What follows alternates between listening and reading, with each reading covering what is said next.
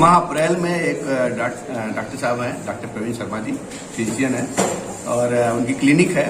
और रात में क्लिनिक बंद करके अपना चले गए। जब सुबह आके देखे तो उनका जो वहाँ पे कैश काउंटर में 2 लाख रुपया पड़ा था वो चोरी हुआ था।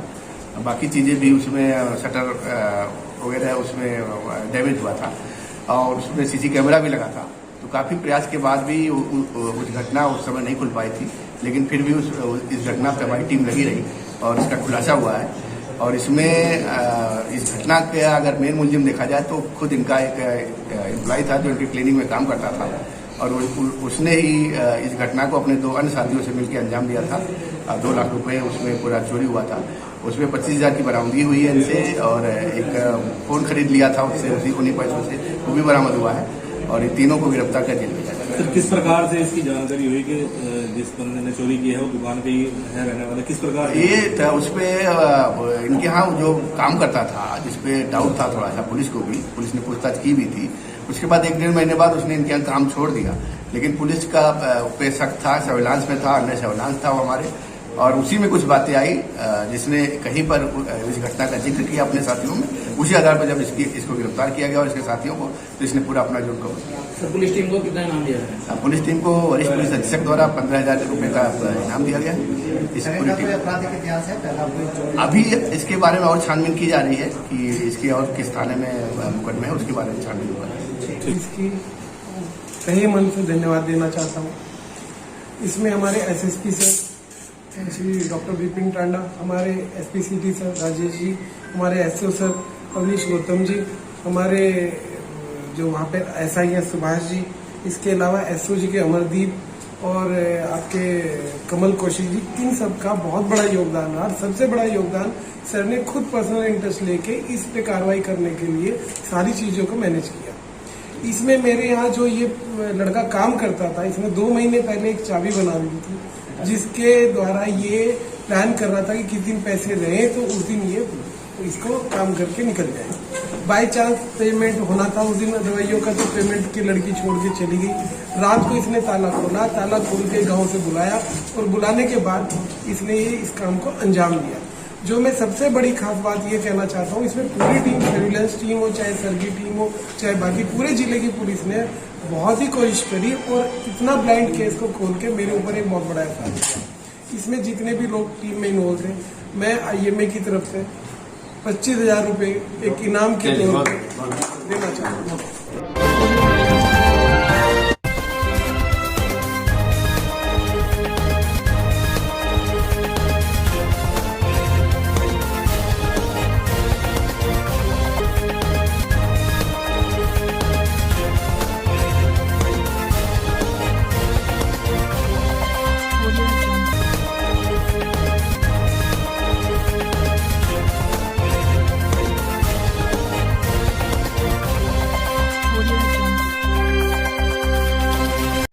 मैं रेलवे पेंशन समाज का संस्थापक RC शर्मा। आज हमारी मासिक मिलन बैठक में हमने फ्री मेडिकल कैंप आयोजित किया है। एक्चुअली अपने माननीय यशस्वी प्रधानमंत्री श्री नरेंद्र मोदी जी के जन्मदिन जो भी 7 सितंबर था, उपलक्ष्य में सेवा पखवाड़ा मनाया जा रहा है, उसके उपलक्ष्य में ये कैंप आयोजित किया गया है। और ये कैंप बी ब्रॉस हॉस्पिटल के सौजन्य से आयोजित किया गया है, जिसमें बी ब्रॉस हॉस्पिटल के ऑनर डॉक्टर शिशन जी, उनकी टीम में डॉक्टर फरदीन खान जी, डॉक्टर शोभित श्रीवास्तव जी, डॉक्टर ममता और पूरी टीम उपस्थित रही। उन्होंने सभी पेशेंट का वेट लिया, ब्लड प्रेशर चेक किया, ब्लड शुगर टेस्ट किया और जिनकी आवश्यकता थी उनका ECG और PFT टेस्ट भी किया। रेलवे पेंशन समाज नियमित रूप से हर महीने इस तरह के कैंप लगाता रहता है, चाहे वो एलोपैथिक के हों, आयुर्वेदिक के हों, होम्योपैथिक के हों। इसी श्रृंखला में ये आज का कैंप आयोजित किया गया। हॉस्पिटल की तरफ से हमारे पेंशनर्स को कंसेशनल रेट पे, डिस्काउंट रेट पे देखने का भी यहाँ पे घोषणा की। साथ ही साथ उन्होंने जो ही मेडिसिन और टेस्ट होंगे उसको भी डिस्काउंट रेट पे देने का हम बुजुर्गों को अपना आश्वासन दिया, घोषणा की। इसलिए हम बी ब्रॉस हॉस्पिटल के बहुत ही आभारी हैं और उनके उन्नति के लिए शुभकामनाएं करते हैं। धन्यवाद। कैंप जन जागरूकता कैंप था जन जागरूकता कैंप का मकसद था कि जितने भी ओल्ड एज पेशेंट है, एक तो इनका रूटीन चेकअप हो जाए, नंबर 1। नंबर 2, इसके अलावा आमतौर पे जो मौसम बदल रहा है इस संबंधी एक छोटा जागरूकता फैलाना। जैसे हमारे मेडिसिन के डॉक्टर फरदीन थे, उन्होंने जानकारी दी कि आमतौर पे बुज़ुर्गों में सामान्यतः होने वाली बीमारियां और उनका निदान और कैसे अल्टीमेटली उनसे हम लोग खुद को बचा के रख सकते हैं। इसका रेस्पिरेटरी में डॉक्टर मंडल मैडम थे, उन्होंने अल्टीमेटली पूरी जानकारी दी कि कोविड के बाद किस तरीके से हम लोग लंग्स का मैनेजमेंट करें और साथ साथ किस तरीके से हम अपने लंग्स को और शक्तिशाली बना सकते हैं और किस तरह बीमारी से बचे रह सकते हैं। साथ साथ डॉक्टर शोभित श्रीवास्तव हमारे जो एंडो यूरोलॉजिस्ट हैं, यूरो सर्जन हैं, उन्होंने किडनी और किडनी संबंधित होने वाली सभी समस्याओं का कारण और निदान अपनी तरफ से जो ऑप्टिमम पीरियड ऑफ टाइम था उसमें हमने इनके साथ शेयर किया। साथ साथ रूटीन चेकअप्स किया, जिनमें फेफड़ों की जांच हमने की है, कुछ खून की जांचें, कुछ शुगर की जांचें, ECG। और साथ साथ हमने ये भी कहा कि जितने मरीज़ कैंप में आएंगे वो दोबारा इसी पर्चे पर दिखा सकते हैं। और ओल्ड एज के लिए आमतौर पर एक सामाजिक कोटा होता है, तो ओल्ड एज कोटा हम लोगों ने आज से डिसाइड किया कि हम लोग आज से जितने भी रेलवे पेंशनर्स क्लब के पेशेंट हैं उन्हें एक तय सीमा के मुताबिक एक राशि सेट की गई, उसमें OPD हम लोग इन्हें सेवा प्रदान करेंगे। क्योंकि हम लोग मैं खुद एक फैमिली से आता हूँ जहाँ पर मेरे फादर खुद जो है केंद्रीय आर्मी फोर्सेस से रिटायर्ड हैं, तो मैं इनके दुख दर्द को अच्छी तरह समझ सकता हूँ। काफ़ी समय से करना चाह रहा था, लेकिन अभी फ़िलहाल आज मौका मिला, तो अच्छा तो हुआ है सब कुछ, बाकी आगे देखते हैं। क्योंकि ये प्रोसेस हमारी चल ही रही है पिछले लगभग 2 महीने से, आप भी कवर कर ही रहे हैं आयुष्मान अवेयरनेस, क्योंकि मैं सरकारी स्कीम्स में आयुष्मान योजना है, कैशलेस है, इन पे काम करके ज़्यादा खुश हूँ, बजाय अल्टीमेटली मैं रूटीन करूँ। तो इसमें एक मन का भावना पूरी होती है और साथ साथ जो है ओवरऑल हम काम भी अच्छा कर पाते हैं।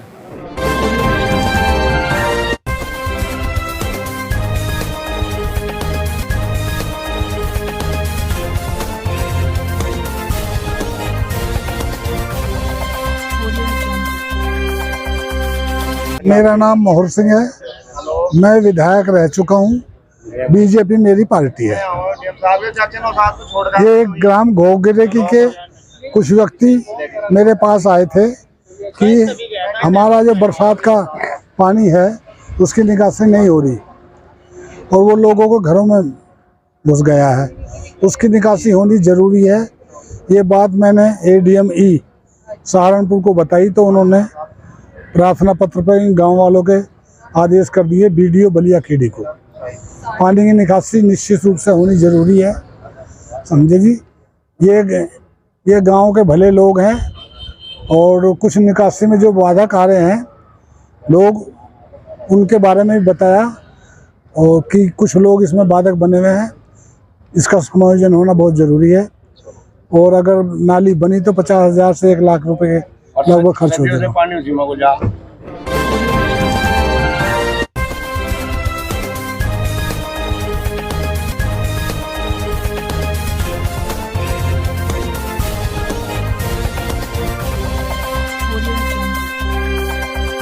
देखिए, ये काफ़ी समय से ये पानी बाढ़ का हर साल आते रहता है यहाँ पर गांव में, लेकिन इससे भी ज़्यादा पानी आया। ये तो कभी कुछ भी पानी नहीं है, इससे हमेशा बहुत ऊपर तक पानी रहा। ये कभी भी धसा नहीं ट्रैक, कभी रेलवे सुचारू रूप से चलता रहा, लेकिन कभी कभी जब ज़्यादा बाढ़ आती तो थम जाती थी 1-2 घंटे के लिए, लेकिन ट्रैक कभी नहीं धसा। सन 1978 में धसा था, वो आगे धसा था 1-1.5 किलोमीटर, लेकिन यहाँ कभी ऐसा देखने में नहीं आया। इसका एक प्रमुख कारण रहा है 10 मीटर की नई रेलवे लाइन यहाँ पर बनी हुई है, लेवल ट्रैक बना हुआ है, इसके नीचे कोई इन्होंने पाइप वगैरह निकाले हुए हैं, जिस वजह से वो खोखरा हो गया यहाँ से। तो ये पानी, थोड़े से पानी को नहीं इसे तो कटाव कर दिया, ताकि ये ठेकेदारों की कमी है जिसमें उन्होंने एक पाइपलाइन बिछाई होगी या जिन्होंने भी ये काम किया होगा, जिन ठेकेदारों ने यहाँ काम किया होगा, ये उनकी गलती के कारण से ये आज गाँव एक बाढ़ की चपेट में आने से बचा है। क्योंकि यदि ये रात में ये घटना हो जाती तो ये बहुत बड़ी एक घटना हो जाती, क्योंकि रात के समय में ट्रैक कोई देख नहीं रहा था, तो हो सकता है कि एक बहुत बड़ी दुर्घटना यहाँ घट सकती थी। इसकी जिम्मेदारी नए रेल ठेकेदार जो बिछा रहे हैं रेलवे लाइन, इनकी है। तो अब किस तरीके से कार्य किया जा रहा है यहाँ पे? कार्य देखिए बाधित पड़ा हुआ है, यदि लेबर से काम चला रहे हैं, लेकिन जो लेबर से काम चला रहे लेबर से की व्यवस्था है नहीं। ये काम तो बहुत हाईटेक तरीके से होना चाहिए था, जो अभी रेलवे आई पिछले 6 घंटे से अभी बहुत लेट लगी हो करके आई है। देखिए रेलवे लाइन पे जो है, ट्रैक पे जो है गाड़ियाँ रुकी हुई है दोनों साइड में, ये बहुत नुकसान है। आनंद कुमार। किस तरह की समस्या है भाई ट्रेन रुकी? समस्या हो गई कि आगे रेलवे क्रॉसिंग के नीचे से पानी के कटाव के कारण नीचे से मिट्टी निकल गया वहाँ, तो थोड़ी ट्रेन को जाने में परेशानी है, वही रुकी हुई है। कहाँ जाना था? उनको सहरसा जाना था। कहाँ से आए? हाँ, जलंधर से। कब से खड़े हैं यहाँ? हाँ, 1.5-2 घंटे तो हो गए हैं। अभी तक किसी ने बताया कब तक ठीक? नहीं, ऐसा कुछ नहीं अभी तक बताया गया है।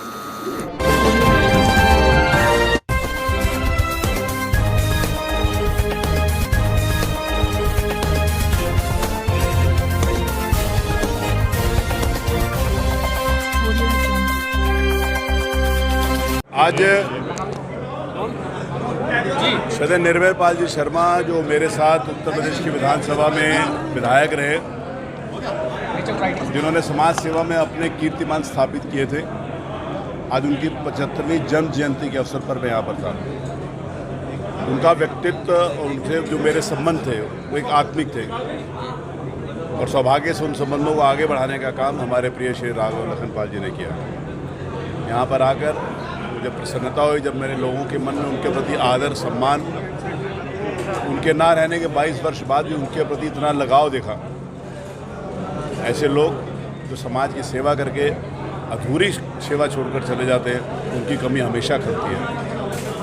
आज भी वो सूक्ष्म रूप से परिवार को आशीर्वाद देने के लिए उपस्थित हैं, जिसके कारण भाई राघव जी समाज की सेवा में अनवरत सेवा कर रहे हैं। मेरी बहुत शुभकामनाएं हैं, आगे इनको फिर महत्वपूर्ण जिम्मेवारी मिले और ये पूरे देश की सेवा कर सकें।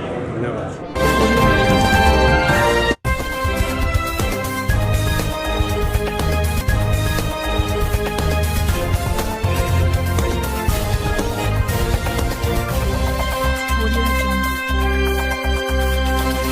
जी, इसमें थाना मिर्ज़ापुर में एक व्यक्ति ने आकर मुकदमा दर्ज करवाया था इकबाल और उनके साथियों के खिलाफ, जिसमें कि आरोप थे कि यूनिवर्सिटी के निर्माण के दौरान जो उनका सामान था उसका उन्होंने रख लिया, यूनिवर्सिटी में दिया नहीं वापस, और कई करोड़ रुपए का गबन किया है उनका। 400 BC और लूट की डकैती की धाराओं में ये मुकदमा दर्ज हुआ है, जिस पर कि पुलिस ने वादी की निशानदेही पर जाकर आज यूनिवर्सिटी से जो इनका सामान था वो बरामद किया है और उसको कब्जे में लेने की कार्यवाही आगे की जा रही है। तो लगभग कितनी कीमत का ये सामान होगा जो आज रिकवर किया गया है? जी, ये इनके यूनिवर्सिटी के निर्माण के दौरान बहुत बड़े स्तर पर ये कार्य इनके द्वारा करवाया गया था, जिसमें कि पैसों का लेन देन का विवाद इन दोनों पक्षों में है, और इनका सामान जो है बताया जा रहा है करोड़ों में है, जिसे कि पुलिस अभी लगातार उसको अपने कब्जे में लेने की कार्यवाही की जा रही है। इसके उपरांत अग्रिम कार्यवाही नियमानुसार की जाएगी। ठीक है।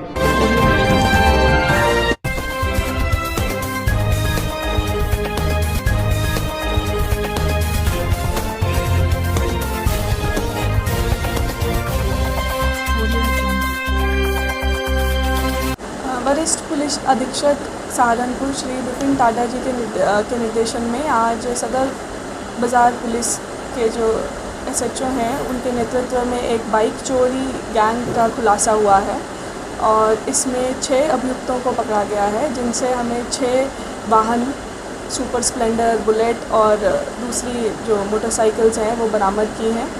और इसमें जो ये 6 लोग हैं, जो 6 अभियुक्त हैं, जिनका नाम सौरभ, अमन, निशांत, मुन्ना और सागर है, ये अपने आप को ITI के छात्र और आर्मी की भर्ती की तैयारी करने वाले बताते हैं, परंतु ये जो है गंभीर प्रकृति के जो है अपराधी हैं, और ये शहर में कई घटनाएं पहले कर चुके हैं, और इस गैंग का आज खुलासा हुआ है।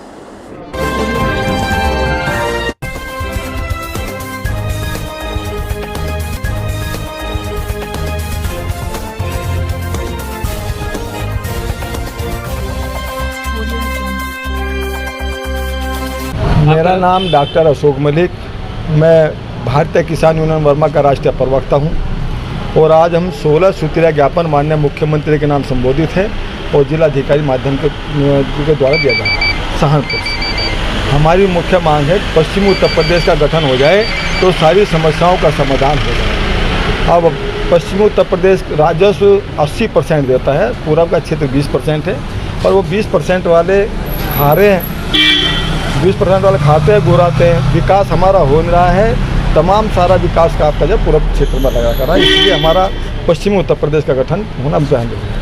किसान समस्या, व्यापारी समस्या, छात्र समस्या, शिक्षक समस्या, आम आदमी समस्या, गरीब की समस्या, दबे कुचले गरीब की सब समस्याओं का समाधान है पश्चिमी उत्तर प्रदेश का गठन। अब हम किसान गन्ने की बात करते हैं। किसान और एक और हमारा है, इस बार यदि सरकार ने किसान का पेमेंट नहीं किया तो हम खाद्य सामग्री नहीं देंगे सरकार को अनाज नहीं देंगे। अब हमने ये भी ठान लिया, हमारा पश्चिमी उत्तर प्रदेश का गठन नहीं किया गया तो हम सब खाद्य सामग्री सरकार को नहीं देंगे। हम अब अनाज देना बंद कर देंगे। हम पूछेंगे सरकार क्या खाएगी इसके बाद।